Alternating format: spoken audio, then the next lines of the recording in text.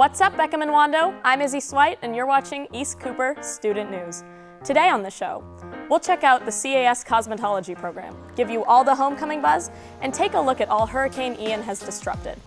It's October 12th, and you're watching East Cooper Student News. Oh, who films in a studio right down the street? ECSN! 10 students from Beckham and Wando on screen. ECSN! If informative news be something you wish, ECSN! they randomly bought their teacher a fish. ECSN! ECSN! ECSN! ECSN!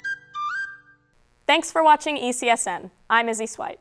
Hurricane Ian hit us on Friday, September 30th. It originally made landfall as a Category 1 hurricane near Georgetown, but quickly gained power.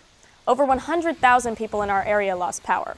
Charleston County schools resorted to e-learning days on the 29th and 30th as a safe alternative during the storm. Many teachers remained flexible with assignments for students affected by the storm. Thankfully, Charleston was spared from widespread damage, and we were able to come back to school on October 3rd. Now, back in the halls of Wando, Liz Balestrini hits the streets to find out how you rode out the storm. I went to the dollar store and got a puzzle, and I put a puzzle together for my mom, and I took a shower in my pool because my power was out, so I took a bath in my pool. And then I spent 2 days picking up sticks that fell in my trees. During the storm, I slept. I went to bed at like 8 p.m. because I was bored. I kind of just chilled out at my house. I went outside a little bit though. I played on my phone during the storm. Watched a power transformer explode.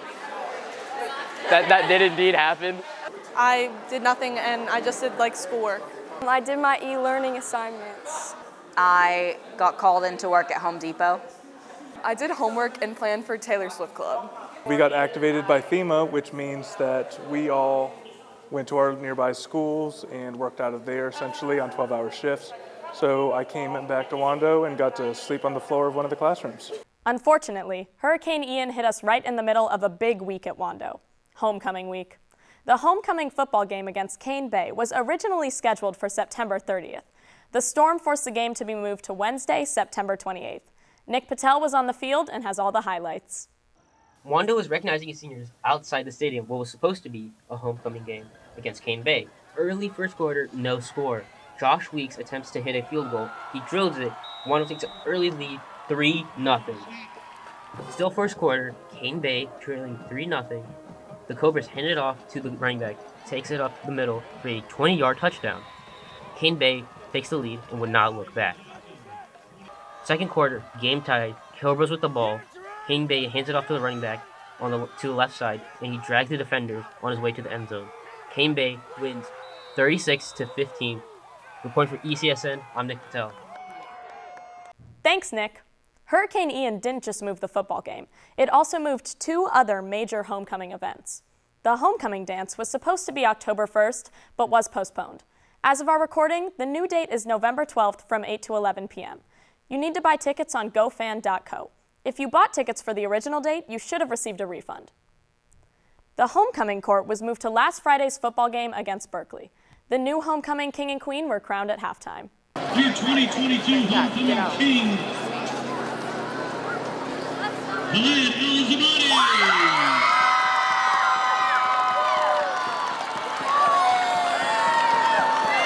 And the 2022 Wando homecoming queen,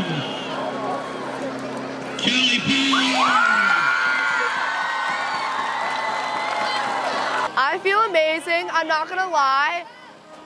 I don't want to be like that girl, but like I'm so proud of everyone. Everyone's videos were amazing. Everyone's been looking bomb. So I was gonna be excited whether I won or lost, but I'm even more excited now because I won. Congratulations to the winners. We'll have more on our next show. Across the street at the CAS, the cosmetology program is up and running. Before COVID hit in 2020, cosmetology offered real services to real people. For the past couple years, students couldn't work with real people. But now, they are taking customers once again. Ella Davis has all the details. For most people, that's the sound of a blow dryer. For the CAS cosmetology program, it's the sound of getting back to work.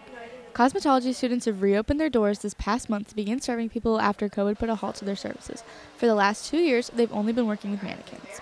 for us to not be able to work on clients and being stuck with a mannequin head is a huge challenge because there's so many differences between a mannequin head and a person. The experience you get with a client, talking to a client, figuring out what that client wants and being able to determine the best way to execute that. The cosmetology program is under new management. Miss Reinica is the new teacher. She brings a ton of experience to the classroom because she's run her own salon for several years. She wants to pass her experience onto a new group of students. My goal is for them to feel comfortable with them, to be able to know how to approach them, how to walk in, how to greet them, do a consultation, and by the end of this year to feel comfortable from start to finish completing a client.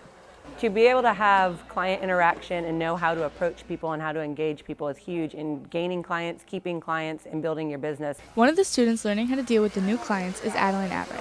She says learning how to do this now is going to set her up for success after she graduates. I think the best part about it is that we're starting to get that experience of what a real salon life is going to be like in our actual career and like what it would be like to start building a client base and start, talking to people outside of our age range, being able to match the energy of your client so you can give them the experience they want. And there's some people who just want to come in and talk and it's like we're their therapists, so you really just need to be there to almost listen to your client and absorb everything they have to say and just, whatever they say, you're like, yeah, I totally get that. So. As of September, cosmetology is fully open to whoever needs service. They offer anything from nail and skincare, full head hair coloring, men's haircuts, and any basic styling needs. You can find more information on what they offer on their Instagram, East Cooper CAS Salon, or call them at 843-856-5842. Reporting for ECSN, I'm Ella Davis. Thanks, Ella. Because it's October, the salon will also be offering pink peekaboo hair for breast cancer awareness for $5 per foil. The cosmetology program is also home to one of today's CAS student spotlights. Miss Reinica nominated Alexandria Aguilar. I think it feels really great, especially since it's my biggest passion since I was really young, and so it just makes me feel like I'm doing successful things. She comes in every day ready and prepared to take on her clients, the way that she communicates with her clients and the way she interacts. She's also a big help throughout the salon and willing to help any of the other students who may need help. Before the hurricane, the Entrepreneurship Academy nominated Allison Skolnick for a Student Spotlight Award. Allison spends most of her time at the CAS working at the school store. It's definitely a great honor. I'm really excited. I love the teachers. They do so much for me, so it's amazing. Allie goes above and beyond in everything that she does. I had her in my marketing class last year, and I can see how much she's grown just from last year, from a junior to a senior. She's extremely involved in DECA. She's our president. She's a lighthouse keeper, and everything she does, she gives that 110%. That's all for today's show. If you have something you think we need to announce on the show, please let us know by emailing our teacher, Mr. Fabiano, at the email address on your screen. Our next show is on October 26th. This is Izzy Swite signing off for ECSN.